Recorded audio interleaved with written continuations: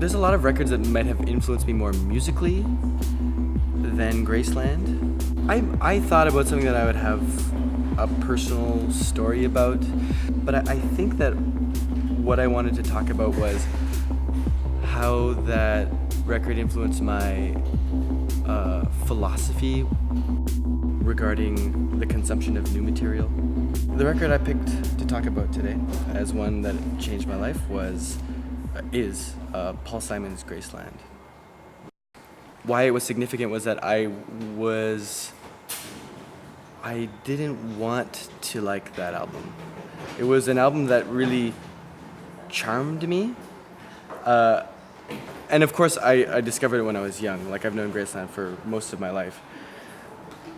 But, you know, when I was 15, 16, I was a jazz musician, and I fancied myself this musician of some sort of higher order, or that I was listening to this great music, and that lots of other stuff was just, you know, it's for the birds, it's for the people.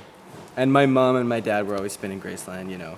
And I just heard it, like, it was peripheral throughout my growing up, but I never listened to it. I never sat down and listened to it.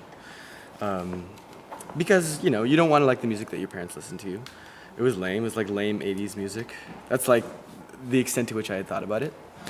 And I think I was at home. I think I was in the bath one time. And I put on Graceland and I listened to it and I was like, I am listening to Graceland. Like, here we go. Like, I'm gonna do this and like see and whatever. And it was fine. I wasn't into it. It was all right.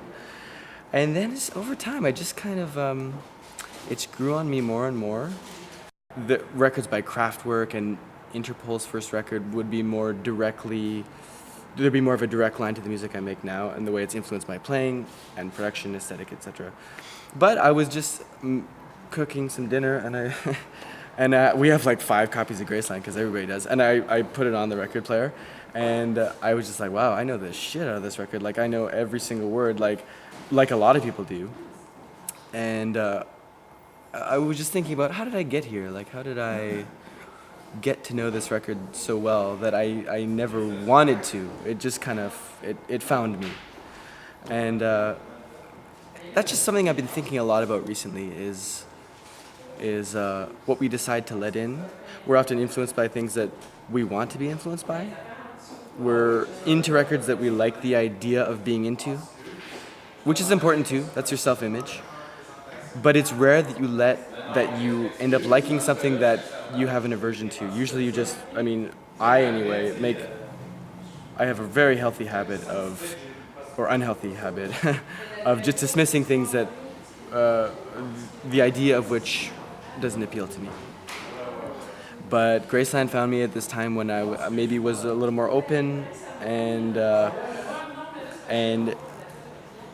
set this precedent that I would like to try and maintain, which is have a sort of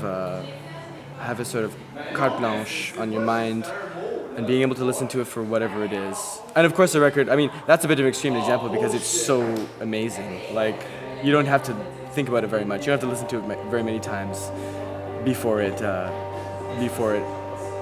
get it and it charms you.